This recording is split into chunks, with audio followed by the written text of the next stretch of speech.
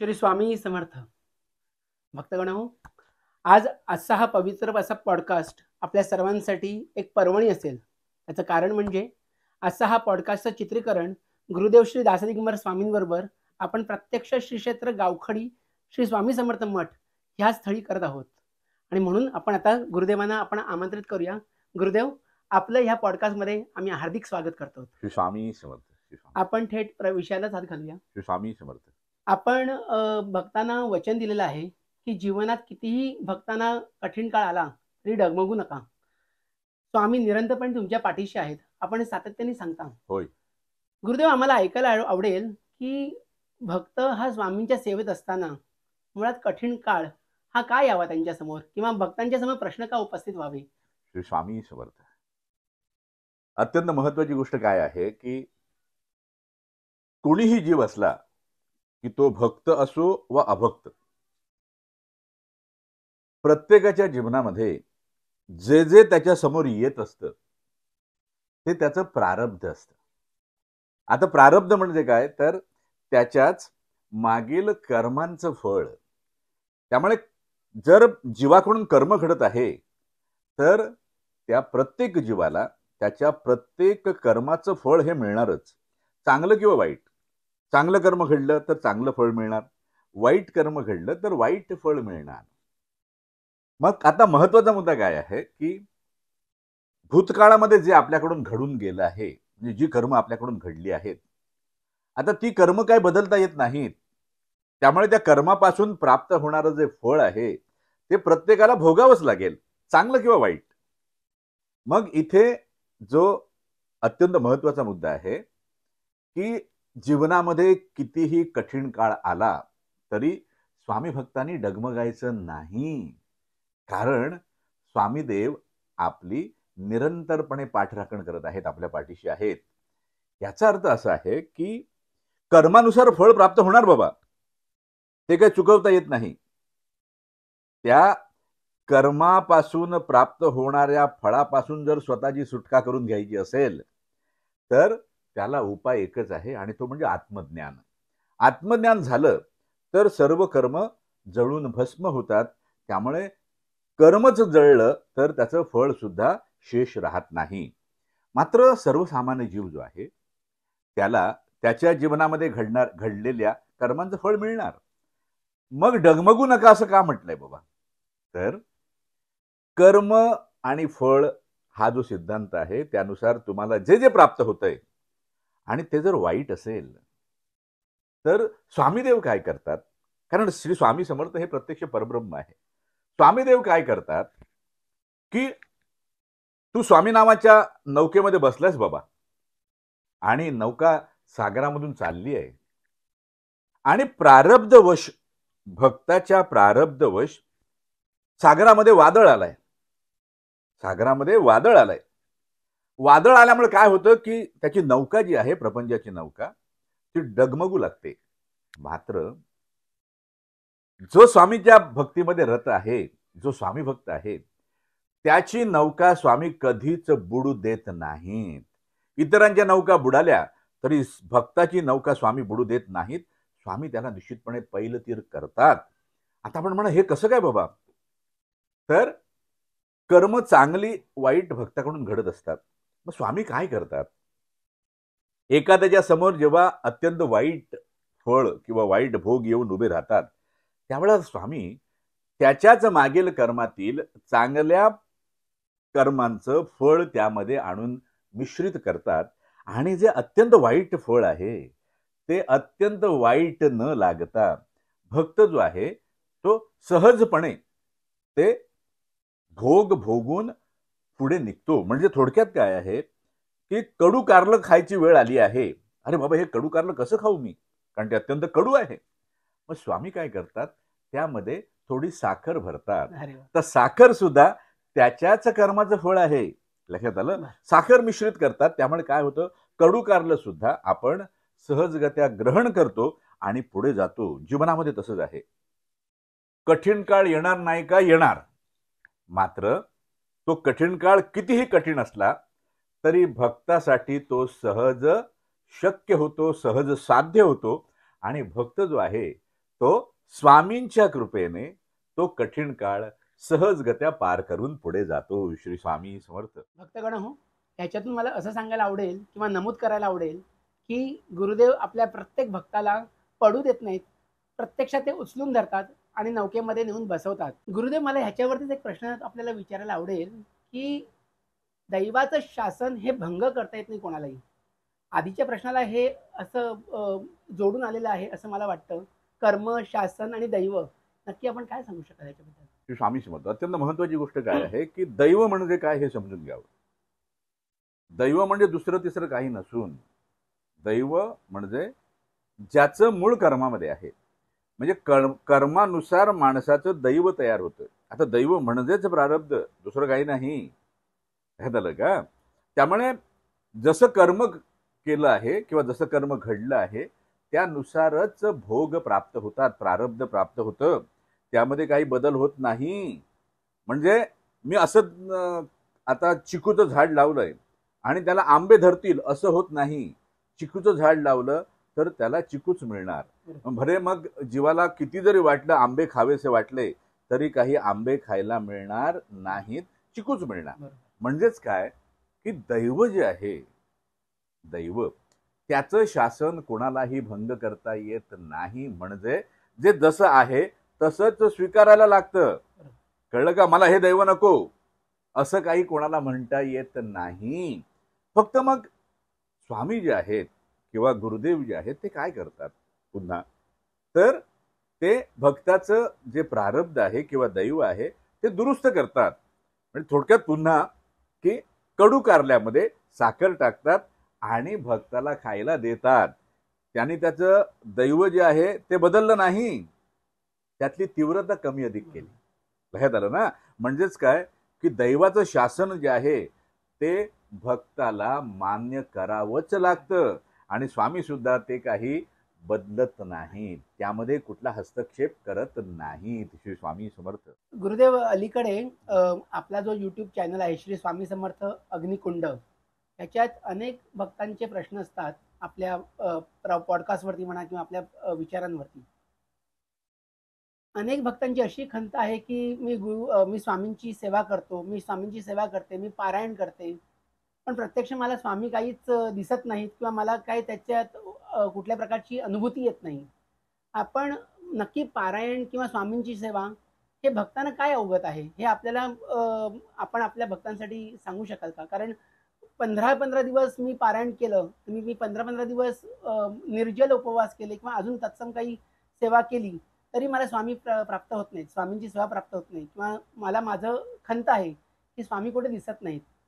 नक्की आपण भक्तांना काय याच्यातून संदेश देऊ शकाल? श्री स्वामी समर्थ. अत्यंत महत्वाची गोष्ट काय आहे की भक्ती जी आहे, भक्ती याचं उगम जे आहे त्या भक्तीचं हे अंतःकरणामध्ये आहे आणि अंतःकरणाकडून ते आत्मतत्वाकडे घेऊन जातं. जे साधन मला अंतःकरणाकडून आत्मतत्वाकडे घेऊन जातं त्या साधनाचंच नाव म्हणजे भक्ती. म्हणून श्रीमद आदिशंकराचार्यांनी काय म्हटलंय, स्वस्वरूपानुसंधानम भक्ती इति अभिधीयते. म्हणजे स्वस्वरूपाचं अनुसंधान करणं म्हणजेच भक्ती होय. मग प्रत्येक जीवाला काही स्वस्वरूपाचं अनुसंधान करता येत नाही त्वरित थेटपणे. मग म्हणून त्याच्याकडे सुरुवात जी आहे ती अंतःकरणामध्ये व्हायला लागते. आता आपण एक उल्लेख केलात की मी निर्जल उपवास केला आहे. आता निर्जल उपवास हा देहाचा विषय बाबा. जल जे आहे ते देहरक्षणासाठी आहे, कळलं ना? त्यामुळे निर्जल उपवास करून काही भक्ती घडतेच असं नाही. ते भक्ती घडण्यासाठी पूरक ठरू शकतं. मात्र निर्जल उपवास म्हणजे भक्ती नव्हे, कारण भक्ती हा अंतःकरणाचा विषय आहे. लक्षात आलं ना? आता दुसरा प्रश्न आपण विचारला तो पारायण करतो. तर पारायण हे एक साधन आहे ज्याच्या माध्यमातून भक्त जो आहे तो भगवत चरणी परायण होतो. परायण होतो म्हणजे तो त्याला तिथे थेट आश्रय प्राप्त होतो. म्हणजे भगवत चरणी आश्रय प्राप्त करण्यासाठी जे जे साधन त्याच्याकडून घडतं त्याला पारायण म्हणतात. लक्षात आलं का? आता पारायण म्हणजे नुसतीच पोथी वाचणं नव्हे. पोथ्या वाचतोय वाचतोय वाचतोय, अंतःकरण कुठेच नाही. लक्षात आलं? नुसते शब्द वाचत चाललाय, नुसते शब्द वाचत चाललाय, त्याला काही पारायण म्हणता येत नाही बाबा. भक्तगणांनी हे समजून घ्यावं. काही लोकांना हे आवडणार नाही कदाचित, कळलं ना? कारण त्यांना असं वाटतं की आम्ही पारायण करतो. बरोबर. अरे बाबा, असं नाही. पारायणामध्ये सुद्धा समर्पण असायला लागतं. आणि पारायण म्हणजे भगवंताला जाणून घेण्याचा प्रयत्न करणं होय, जेणेकरून तुला भगवंताच्या चरणी आश्रय प्राप्त होईल. आता नुसतंच पारायण करून स्वामी भेटत नाहीत याचा अर्थ काय? की शब्द वाचतोय पण माझं अंतःकरण त्याच्यासोबत नाही. माझं ज्ञानेंद्रिय जे आहे, चक्षु, ते त्या पोथीमध्ये लिहिलेलं जे आहे ते टिपतंय, मात्र त्यानुसार, त्या अनुरूप माझं अंतःकरण काही त्याला साथ देत नाही. मी पोथी वाचतोय आणि माझ्या अंतःकरणामध्ये वेगळंच काहीतरी शिजतंय. म्हणजे मी उपवास करतोय पण अंतःकरणामध्ये मात्र खिचडी शिजते आहे. लक्षात आलं ना? मग तो उपवास कसा होईल बाबा? तो उपवास होत नाही. लक्षात आलं? उपवास या शब्दाबद्दल आपण अनेक वेळा बोललेलो आहे. उपवास म्हणजे भगवंताच्या चरणाशी घडलेला आपला निवास. लक्षात आलं? मग तो जर घडत नसेल, मी जर भगवत चरणाशी जात नसेल, आता भगवत चरणाशी जात नसेल म्हणजे माझं अंतःकरण जात नसेल, तर मला भगवंत कसा दिसणार बाबा? लक्षात आलं ना?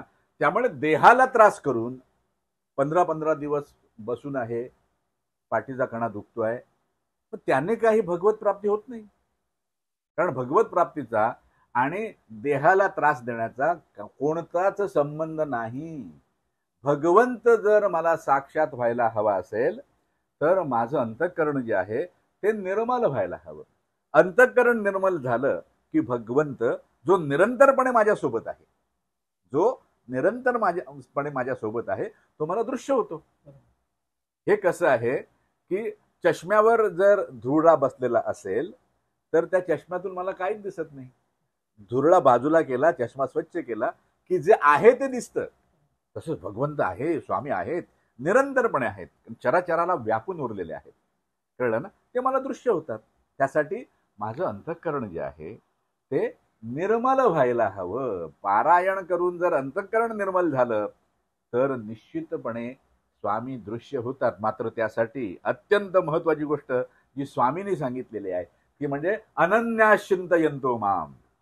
अनन्य भावाने मला जर तू अनन्य भावाने जर तू माझ्या चरणी आलास, अनन्य भावाने जर तुझ्याकडून माझी भक्ती घडली आणि त्यामध्ये तू निरंतरपणे रत राहिलास तर तुझा योगक्षेम मी चालवतो, असं स्वामींनी म्हटलंय.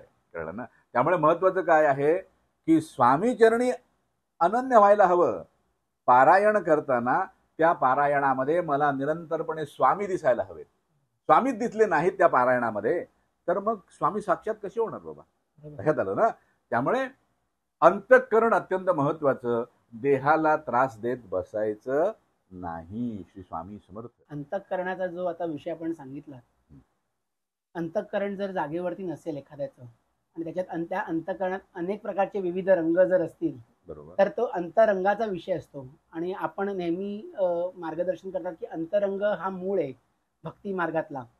तर अंतरंगा आपण वाहत जाताना किंवा अंतरंगात आपल्याला विविध नाना प्रकारचे विषय येताना आपण आपला पाय भक्कम कसा करावा, त्याच्यात एखाद्या भक्तानी किंवा एखाद्या साधकाने कसं काय त्याच्यावरती मार्गक्रमण करावं?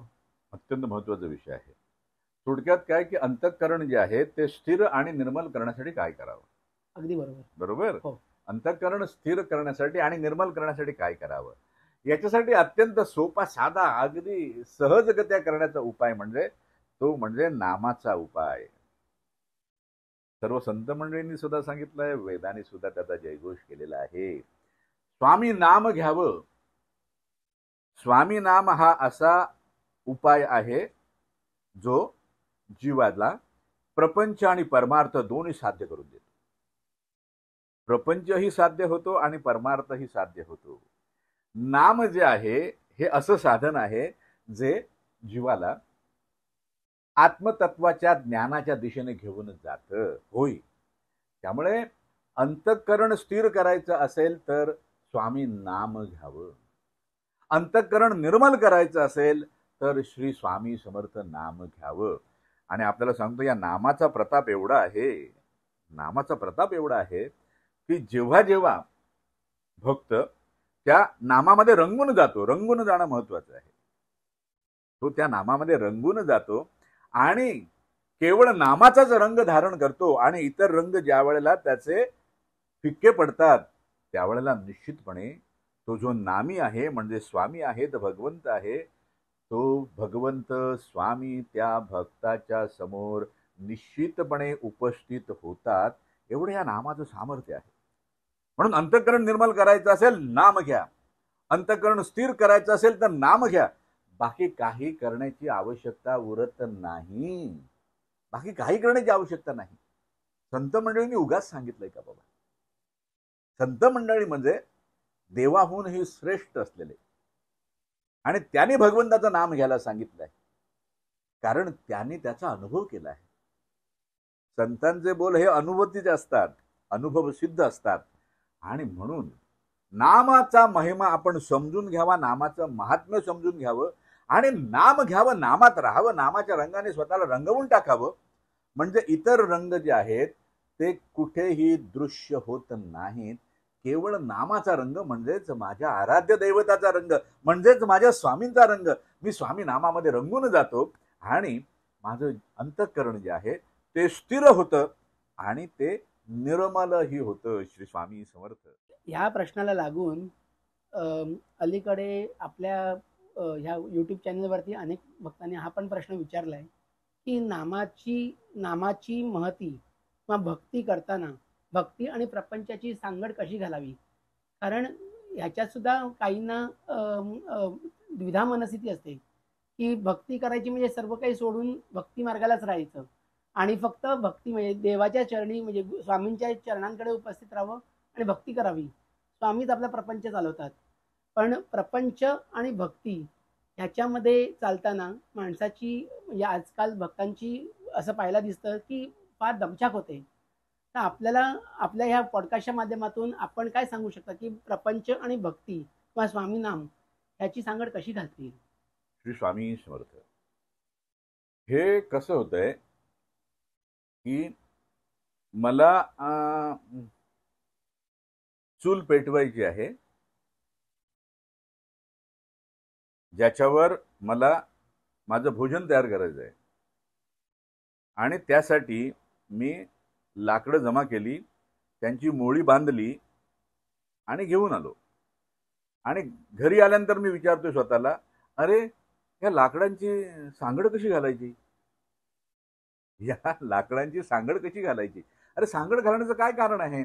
मोळीच आहे ती, एकत्रच आहेत ती. प्रपंच आणि भक्ती यांची सांगड घालण्याचं कारणच नाही. लक्षात आलं का? कारण भक्ती करण्यासाठी प्रपंच टाकण्याची यत्किंचितही आवश्यकता नाही. यत्किंचितही आवश्यकता नाही. नाम घेताना प्रपंच टाकण्याची यत्किंचितही आवश्यकता नाही. आपल्याकडून जी निरंतरपणे कर्म घडत असतात, होय निरंतरपणे घडत असतात. लक्षात आलं? काही कर्म जी आहेत ते आपल्या हातापायाने घडत असतात, शरीराकडून घडत असतात. काही कर्म जी आहेत ती आपल्या वाणीतून घडत असतात. काही कर्म जी आहेत ती आपल्या मनातून घडत असतात. त्यामुळे कर्मही घडतच असतात. लक्षात आलं? त्यामुळे कर्म मी टाकली बाबा असं कधी होतच नाही. त्यामुळे कर्म टाकण्याचा विषयच नाही. आणि नामाचा महिमा काय आहे की तू कुठलंही कर्म करत असताना तू नाम घेऊ शकतोस आणि ते नाम तुझ्याकडून निश्चितपणे सत्कर्मांचा यज्ञ करून घेत. एवढं सामर्थ्य आहे त्या नामामध्ये. जो नामामध्ये आहे त्याच्याकडून दुष्कृत्य घडण्याची शक्यता कमी होते. दुष्कृत्य घडत नाही असं म्हणत नाही, कारण शेवटी तो किती आकंठ बुडाला आहे नामाच्या महासागरामध्ये हे सुद्धा अत्यंत महत्वाचं आहे. जो नामाच्या महासागराच्या तळाशी गेलेला आहे त्याच्याकडून दुष्कृत्य यत्किंचितही घडत नाही. कळलं ना? पण नामाच्या महासागरामध्ये जो आहे त्याच्याकडून दुष्कृत्य घडण्याची शक्यता कमी होते. आणि प्रपंच जो आहे, प्रपंच तो भले मला जरी असं वाटत असलं की मी करतोय, तो मी करतोय असं म्हणण्याचं कारण नाही. भक्ती मार्गामध्ये अत्यंत महत्वाची गोष्ट काय आहे, तर जे जे काही माझ्या जीवनामध्ये घडतंय ते माझे स्वामी करतायत. भक्ती मार्गामध्ये कर्तेपणा ज्याने ज्याने स्वतःकडे घेतला तो भक्ती मार्गावरून बाजूला झाला. कारण कर्तेपणा आणि भक्ती एकत्र कधीच जात नाही. लक्षात आलं ना? त्यामुळे प्रपंच मी करतोय असं मला भासतंय, पण प्रत्यक्षात मी त्यांच्या भक्तीमध्ये रममाण असल्याने स्वामीच माझा प्रपंच करतायत. होय, पण त्यासाठी मला कोणत्याच गोष्टीचा त्याग करण्याची आवश्यकता नाही. कारण माझं असं या विश्वामध्ये काहीच नाही जे मी त्यागू शकतो. जे स्वामींचं आहे ते मी कसं त्यागणार? मला काय अधिकार आहे बाबा? त्यामुळे प्रपंच त्यागण्याचं कारणच नाही. प्रपंच त्यागण्याची आवश्यकता नाही आणि देहाला स्वामींच्या चरणी नेऊन निरंतरपणे बसवण्याचीही आवश्यकता नाही. आवश्यकता कसली आहे, तर अंतःकरणाला स्वामी चरणाशी नेऊन बसवणं. म्हणजेच काय की स्थूल देहाच्या ऐवजी सूक्ष्म देह जो आहे, जो अत्यंत महत्वाचा आहे, जो जन्म मरणाचं कारण आहे, त्या सूक्ष्म देहाला स्वामी चरणी बसवावं आणि स्थूल देहाने जी जी कर्म आहेत ती करत राहावी, घडत राहावी.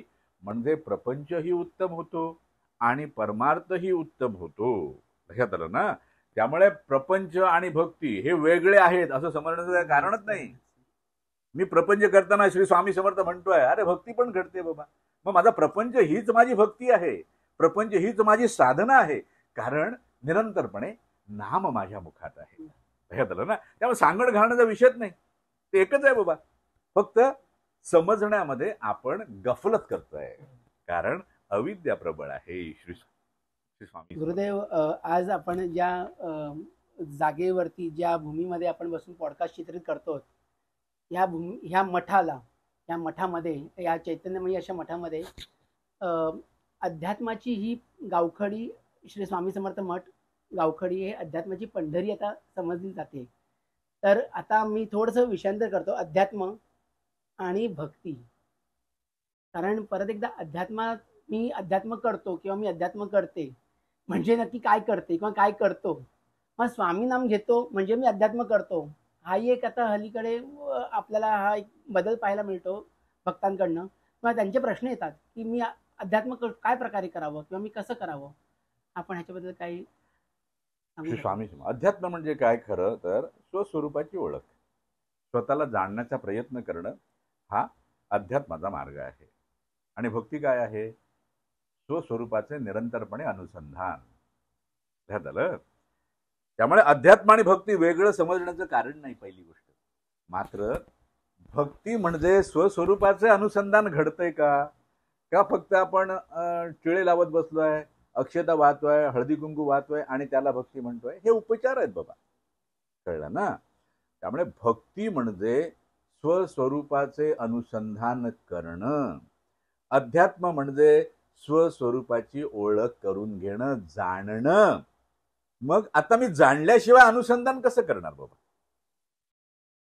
मला जे ठाऊकच नाही यत्किंचितही, त्याचं मी अनुसंधान कसं करणार? लक्षात आलं का? म्हणजे मला थोडी तरी ओळख असायला हवी, म्हणजे मी त्याला पुढे जाणण्याचा प्रयत्न करेन. त्यामुळे अध्यात्म आणि भक्ती वेगळं आहे का? तर नाही. मात्र भक्ती म्हणून मी वाटेल ते काही केलं आणि मी म्हटलं की मी अध्यात्म करतो किंवा मी अध्यात्म कसं करू, तर ते मात्र काही योग्य ठरत नाही. आणि म्हणून आपल्या भारतीय संस्कृतीमध्ये अत्यंत महत्वाची गोष्ट जी सांगितलेली आहे ती म्हणजे श्री सद्गुरु चरण.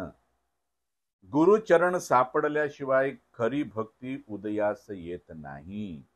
गुरुचरण सापडल्याशिवाय स्वस्वरूपाची ओळख होत नाही. अन्यथा काय होतं की मला जी प्रकृतीने खेळणी दिलेली आहेत आणि त्या खेळण्यांबरोबर प्रकृतीच खेळते आहे आणि माझाच जो खेळ होतोय त्या खेळालाच मी अध्यात्म समजतो आणि स्वतःची फसगत करून घेतो. म्हणून अत्यंत सावध होऊन गुरुचरण धरावे आणि सद्गुरूंच्या मुखातून त्यांच्या वाणीतून अध्यात्माविषयी धडे घ्यावे आणि ते धडे गिरवावे, म्हणजे निश्चितपणे अध्यात्म ही घडतं जे भक्तीपासून वेगळं नाही. श्री स्वामी समर्थ. मगाशीच आपण म्हटल्याप्रमाणे गुरुरेव परब्रह्म, हे साक्षात गुरु हा परब्रह्मच आहे आणि गुरुशिवाय मार्ग नाही जीवनात, हे त्रिवार सत्य आहे. त्यामुळे प्रत्येक भक्तांनी गुरूंचे चरणच धरावे, सोडू नये आणि त्याला घट्ट मिठी मारून पडावं.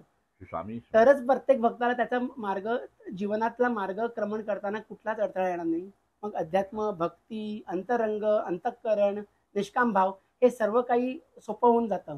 गुरुदेव, आपण आज या पॉडकास्टमध्ये आपण आलात, आपण भरपूर उलगडून काही गोष्टी सांगितल्या. मला खात्री आहे की आपल्या भक्तांपर्यंत त्या गोष्टी पोहोचलेल्या असतील आणि त्यांना प्रत्येकाला आपलं मार्गक्रमण सुकर करायला मदत होईल.